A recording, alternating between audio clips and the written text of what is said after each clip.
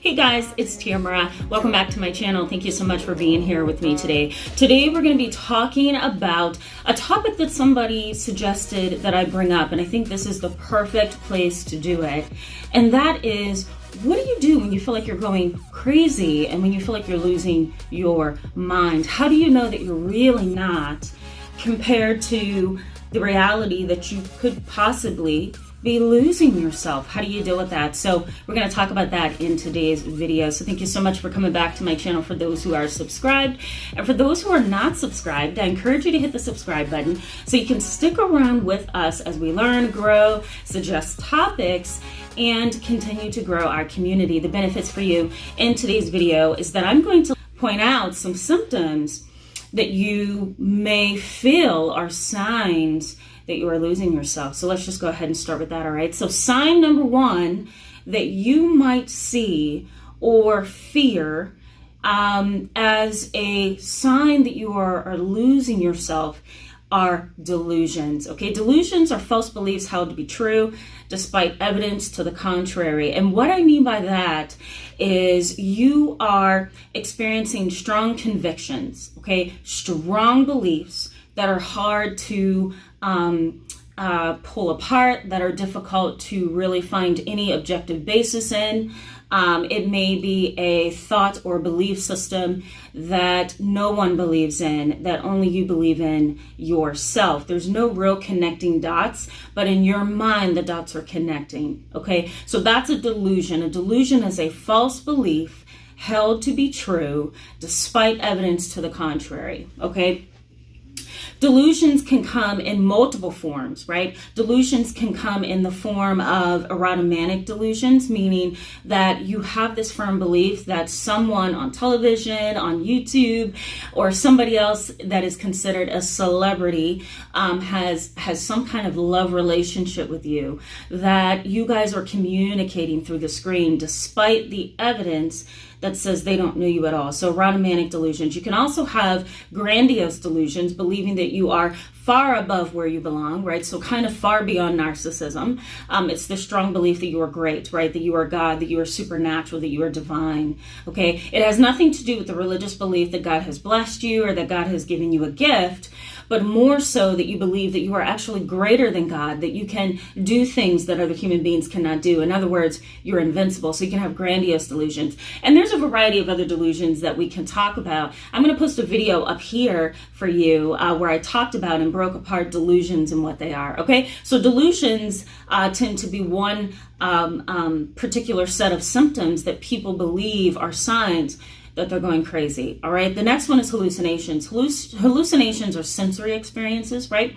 So you're hearing, seeing, and feeling things that are not true, right? So you're hearing things, auditory hallucinations, your name being called, someone screaming at you, whispering voices in the background, or you're feeling things on your body, right? Like there's things crawling all over you. You can also have the hallucination of visual, so seeing things that are not there or things that other people do not see, right? So that can happen as well. So hallucinations tend to be another set of symptoms that people pinpoint or point to when they feel that they're losing themselves. Now, let me just throw out here that delusions can occur for multiple reasons. Hallucinations can occur for multiple reasons, right?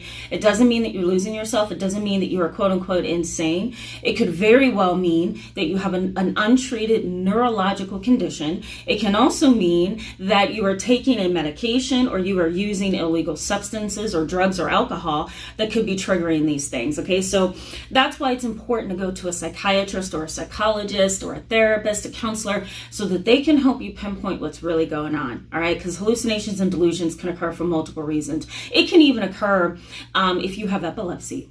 That's how simple it could be, okay?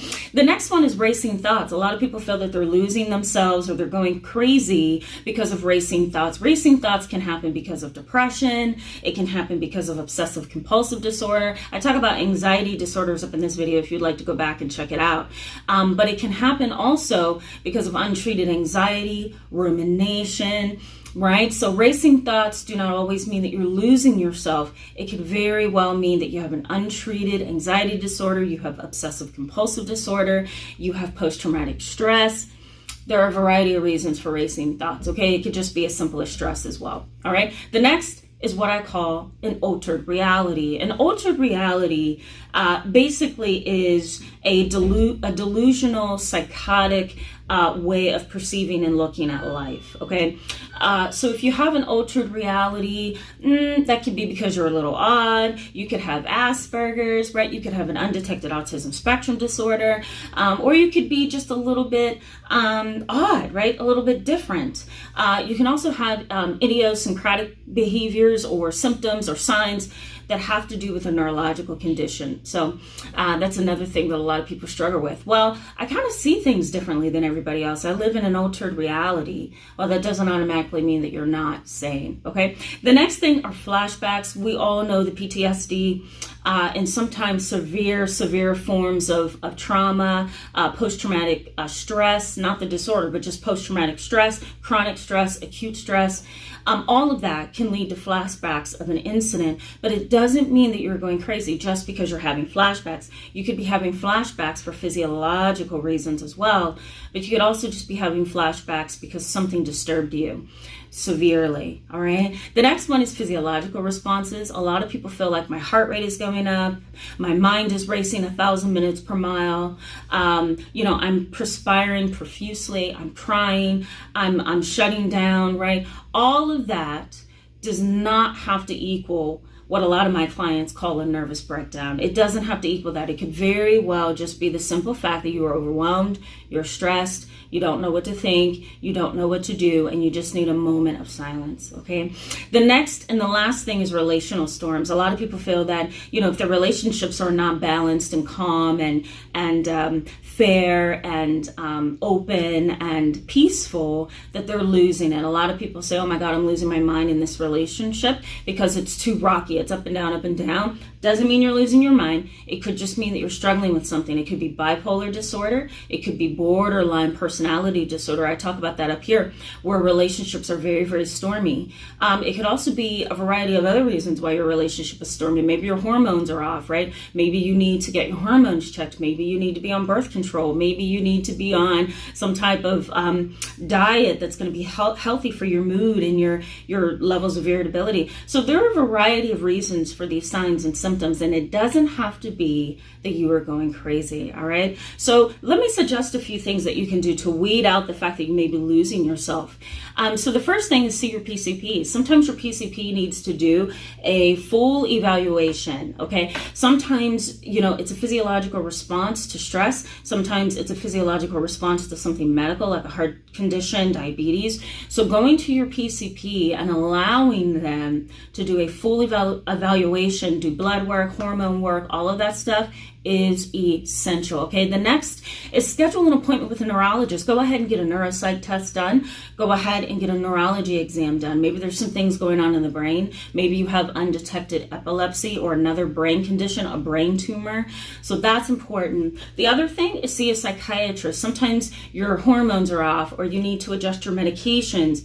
Or sometimes it's some kind of undetected trauma or some kind of mental illness that's leading to you feeling all the ways that we just talked about, all right? The next thing is medication. Sometimes medication is all you need. A small milligram of Buspar or Buspirone or Prozac or Lexapro or Ativan can be exactly what you need, okay? Those are the medications that help calm the storm when things are out of control.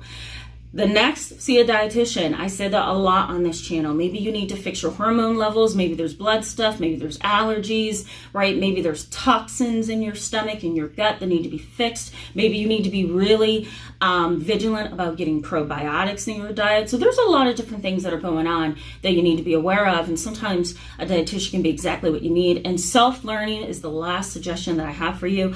Go ahead to Barnes & Nobles, go online, go to Amazon, and purchase, or go to the library and just pick up a bunch of books that talks about gut health and brain health and neurology and psychology and relationships, and try to educate yourself and just do some self-care. You'd be surprised that half of the symptoms that we diagnose as mental illnesses really do stem from medical and physiological disorders. It's really interesting. Thank you so much, guys, for being with me in this video today. I encourage you to give it a thumbs up if it is helpful.